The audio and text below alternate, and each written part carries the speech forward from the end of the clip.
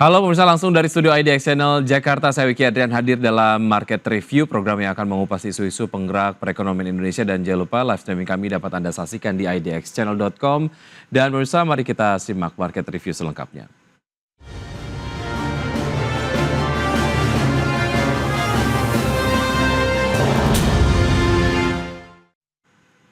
Menteri Energi dan Sumber Daya Mineral Bahlil Lahadalia menegaskan bahwa program hilirisasi mineral masih akan berjalan pada periode pemerintahan terpilih Prabowo Subianto. Nantinya hilirisasi akan menyasar pada komoditas mineral lainnya seperti bauksit, tembaga, dan timah. Menteri Energi dan Sumber Daya Mineral atau ISDM Bahlil Lahadalia memastikan pemerintahan yang akan dipimpin Prabowo Subianto akan melanjutkan kebijakan hilirisasi yang telah dilakukan Presiden Jokowi saat ini. Bahlil menyebutkan sejumlah hilirisasi yang sudah berjalan saat ini seperti nikel akan terus ditingkatkan dan diperluas ke sejumlah komoditas lainnya seperti bauksit, tembaga, hingga timah. Langkah ini diharapkan mampu mendorong pertumbuhan ekonomi 6 hingga 7%. Namun Bahlil menekankan dalam upaya percepatan hilirisasi, investasi yang dilakukan tentu mengedepankan bahan baku dari negeri sehingga industri dalam negeri yang sudah ada juga dapat tumbuh. Saya katakan bahwa hilirisasi ini kan sudah jalan. Ya. Nikel kan udah bagus. Sekarang kita hilirisasi di komoditas lain. Di bauksit, di tembaga, di timah. Nah, trigger untuk pertumbuhan ekonomi kita di atas 5%, di 6 atau 7%, salah satu triggernya itulah hilirisasi. Diperlanjut gitu, di periode berikutnya? Lanjutlah. Kan Pak Prabowo ngomongnya hilirisasi gitu. Sebelumnya Presiden Jokowi menegaskan bahwa hilirisasi industri nikel dan sumber daya alam lainnya merupakan kunci dalam meningkatkan ekonomi nasional. Presiden ke-7 RI itu menjelaskan bagaimana kebijakan hilirisasi nikel telah membawa lonjakan besar bagi penerima negara. Presiden menegaskan bahwa keuntungan tersebut hanya diraih oleh negara atau perusahaan yang bersangkutan, melainkan masyarakat lantaran pemerintah memungut ragam pajak, mulai dari pajak perusahaan, pajak karyawan, bea ekspor, bea keluar, hingga penerima negara bukan pajak. Jakarta, Di Firmansyah, IDX Channel.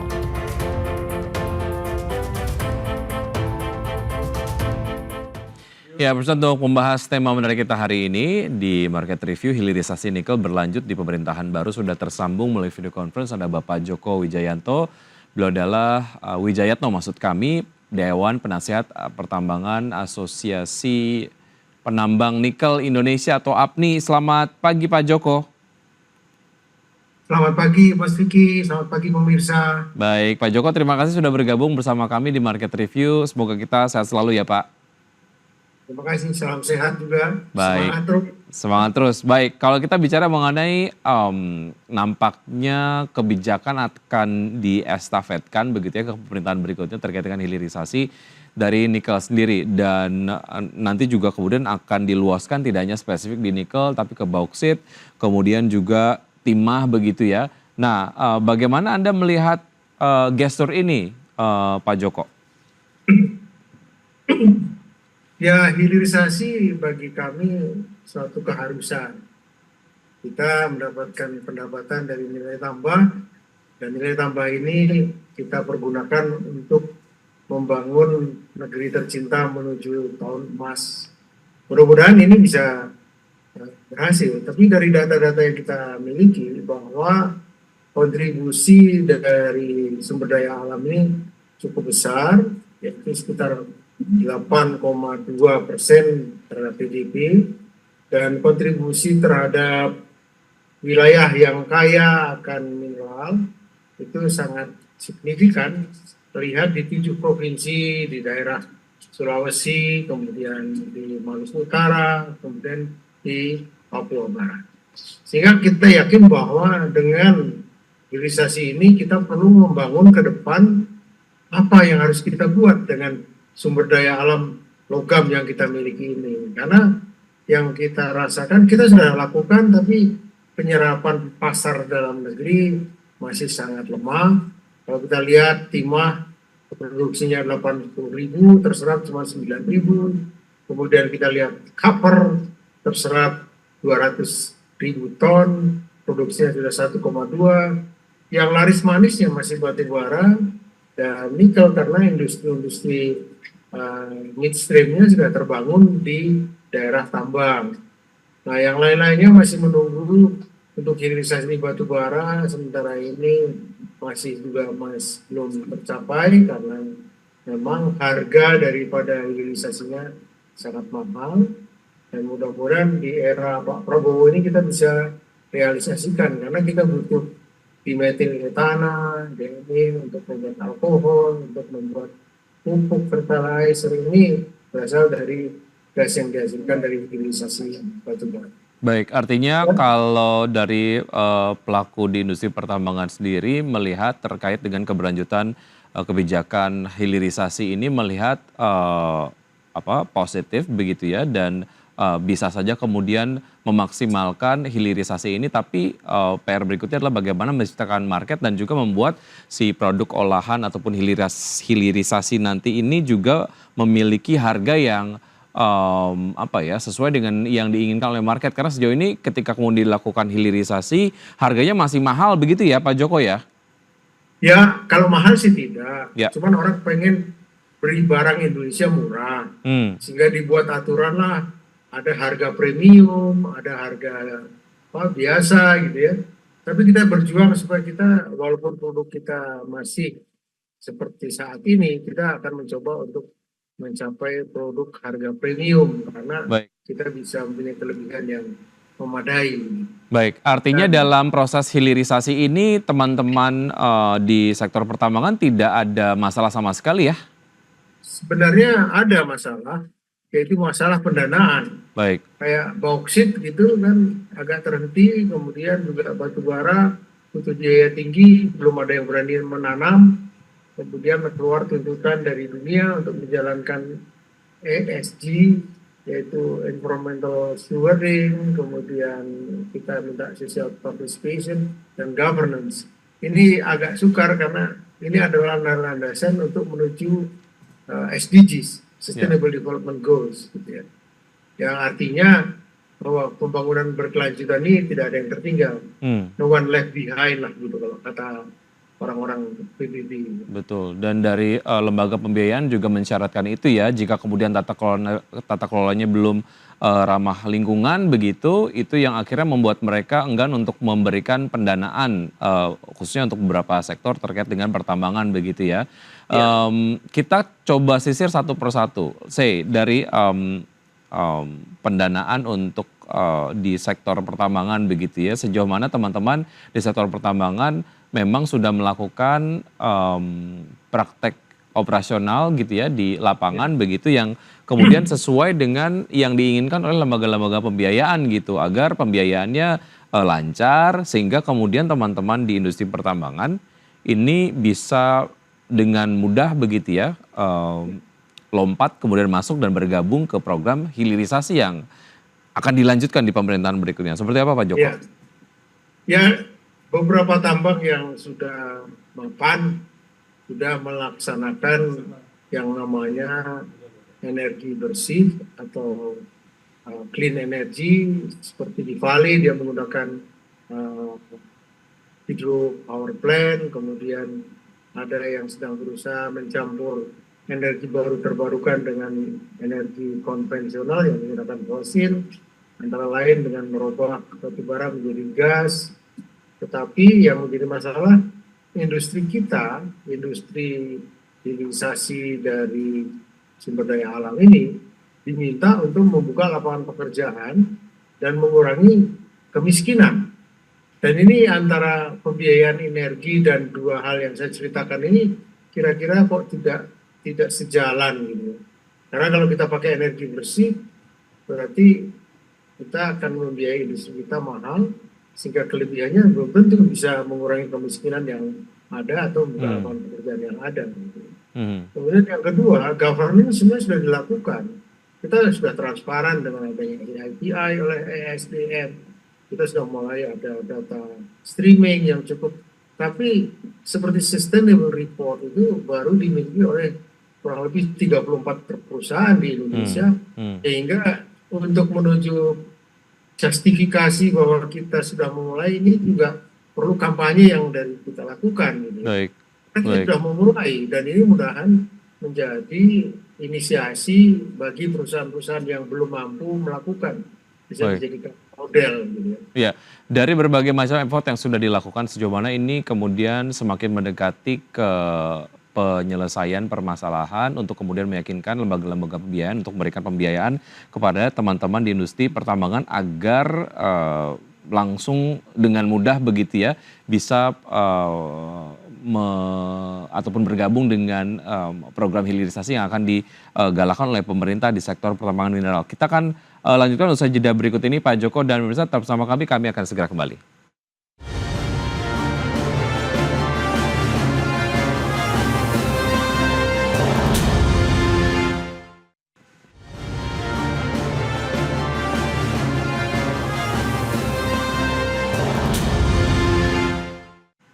Terima kasih Anda masih bergabung bersama kami. Pemirsa, sebelum saya lanjutkan perbincangan bersama Bapak Joko Wijayatno, saya akan sampaikan terlebih dahulu grafis yang sudah disiapkan oleh tim redaksi terkait dengan komoditas mineral, to be exact nikel, nilai ekspornya di tahun 2015 mencapai 45 triliun rupiah, namun kemudian di tahun 2023 jumlahnya meningkat signifikan menjadi 520 triliun rupiah. Kami peroleh datanya dari Kementerian SDM.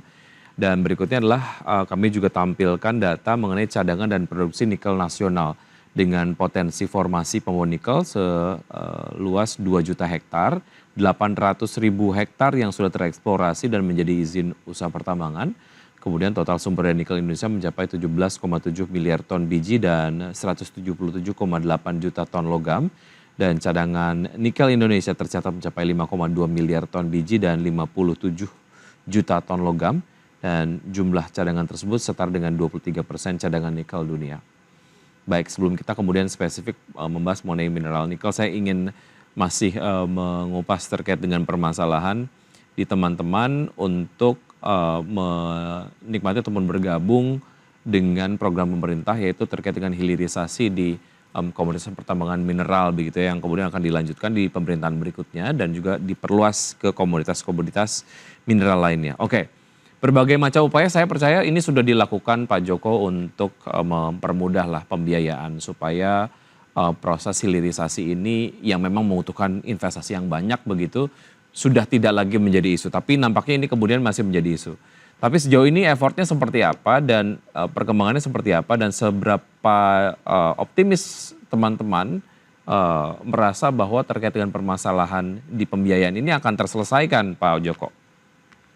Ya, sebenarnya tambang ini akan hidup kalau biaya eksplorasinya ada, sehingga cadangan kita akan bertambah karena biji nikel ini kan non-renewable resources, tidak bisa kembali.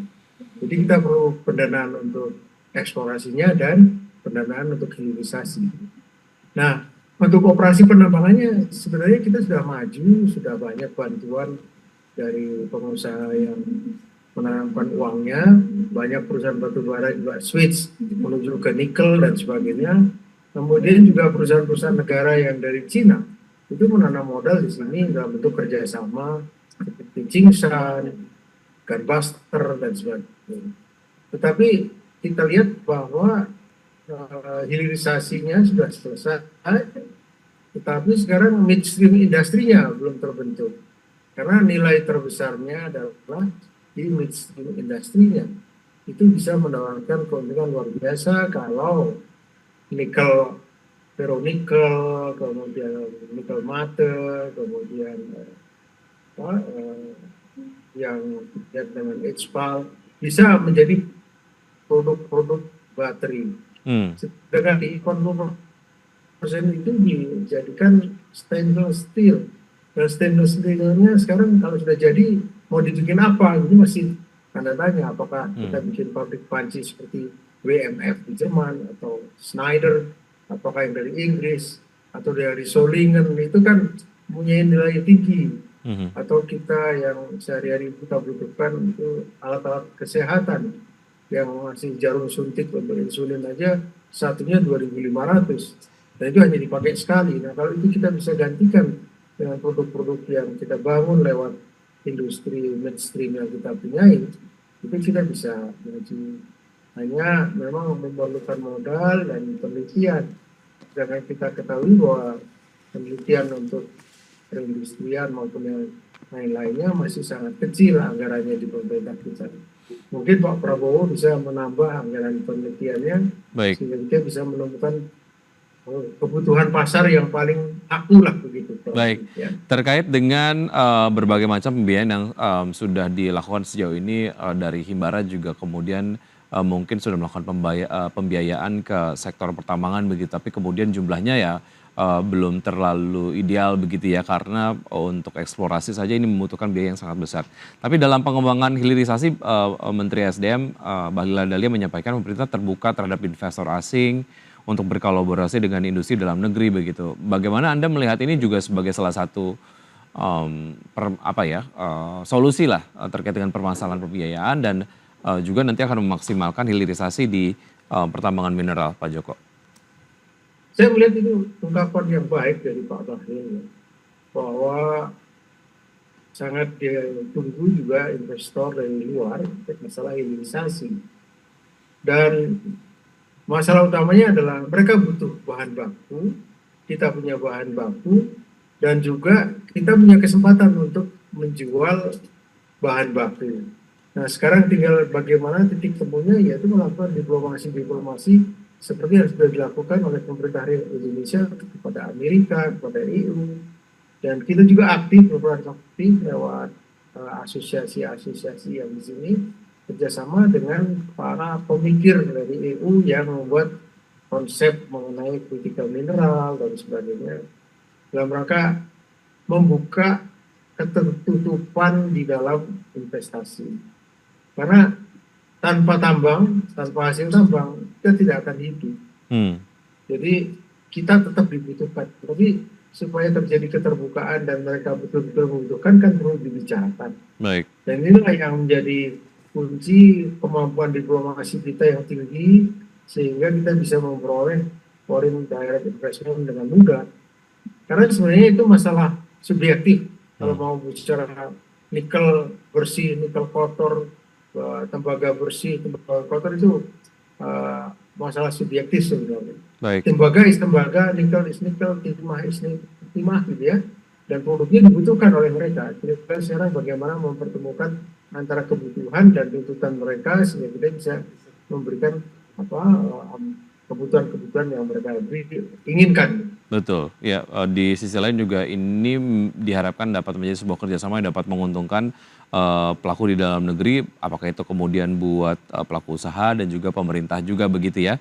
Baik, pemerintah juga akan melakukan pengaturan agar nantinya komoditas mineral mentah untuk hilirisasi ini tetap dikelola oleh perusahaan dalam negeri. Tanggapan Anda seperti apa Pak Joko? Mungkin kita akan lanjutkan usai jeda berikut ini, kita harus jeda sejenak dan pemirsa tetap bersama kami akan segera kembali.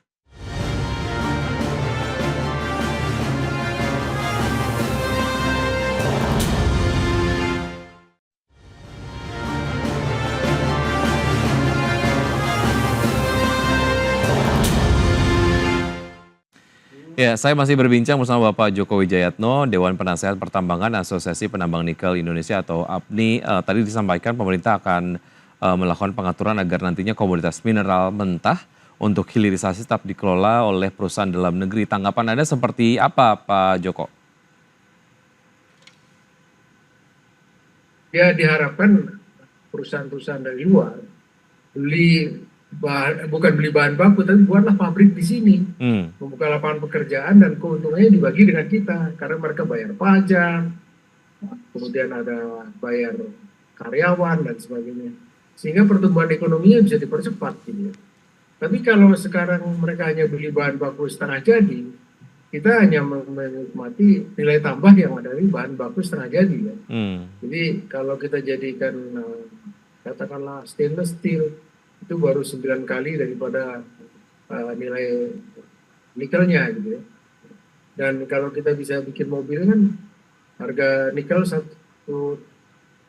ton 30.000 US dollar, kalau jadi mobil 50 kilo jadi 500 juta atau 1 miliar gitu kan. Di situ terlihat bagaimana keuntungan yang bisa dibangun sehingga kita harapkan ya kalau ke depan mobil listrik karena kita sudah ciptakan ekosistem, kemudian baterai kita buat, Ya, sehingga mereka akan tergantung kepada produk-produk yang kita miliki gitu ya.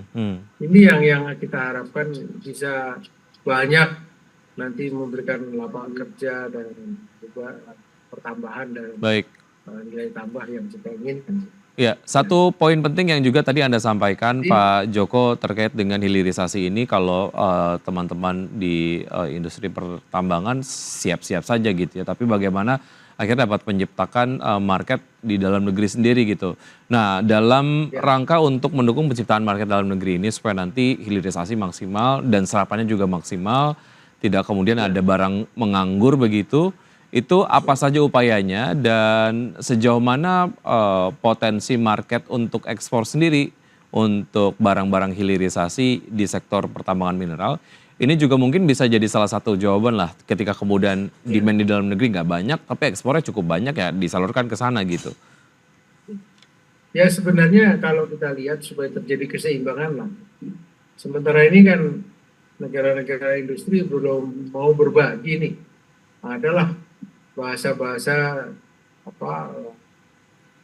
pengaduan kepada WTO, kemudian ada aturan pajak khusus untuk produk-produk dari kita. Ini kita coba diskusikan supaya kita bisa menikmati apa yang menjadi hak kita. Tentunya kita juga siap berbagi dengan mereka, yaitu dengan membagikan produk-produk yang kita miliki. Karena selama ini memang yang menjadi harapan adalah Indonesia. Tapi ada juga yang belum rela melihat Indonesia maju. Nah ini masalahnya perlu kita sampaikan. Ayolah sama-sama. Dan sekarang waktunya bukan mereka mendikte kita, tapi kita berikan kesempatan, ayo sama-sama melakukan sesuatu bersama-sama. Gitu. Artinya mengedepankan suatu cooperation, bukan lagi competition. Gitu. Kolaborasi begitu ya Pak? Kolaborasi lah. Gitu. Sehingga kalau kita lihat, oke, teknologi harus kita bayar baik, tapi kan tidak semahal ini, tapi juga kita harus dihargai. Kita punya sumber daya alam yang mereka butuhkan, itu juga punya nilai, gitu kan. Tidak ada suatu keseimbangan daripada pembayaran dan penghasilan. Baik, Pak Joko. Ini kan, ya. Baik, ada hal yang menarik terkait dengan kemerosotan harga nikel global yang berkepanjangan. Ini memberikan tekanan lah ya pada produsen nikel di seluruh dunia dan akan memperdalam dominasi Indonesia dalam pasokan global. Sebetulnya sejauh mana ini mungkin bisa dimanfaatkan secara maksimal begitu oleh Indonesia di pasar global? Kalau meningkatkan produksi, kita sudah dibatasi oleh RKB ya. 260 juta ton produksi nikel kita. Sehingga kalau dinaikkan untuk mengejar pasar dunia, kita nggak bisa. Karena apa? Pertimbangan daripada RKB itu adalah teknis dan ekonomis. Kalau kita produksi banyak, ada pengaruh terhadap harga. Tapi sekarang bagaimana mengatur supaya kita tetap bisa mendapatkan pasar, tapi sebenarnya yang kita tuju kalau bisa pasar-pasar yang memang menjanjikan keuntungan. Dan keuntungan daripada produk kita adalah jarak ke tempat sentra-sentra industri lebih dekat dibanding kalau dari New Caledonia maupun dari Australia. Sehingga kita dapatkan kemudahan untuk mendapatkan pasar.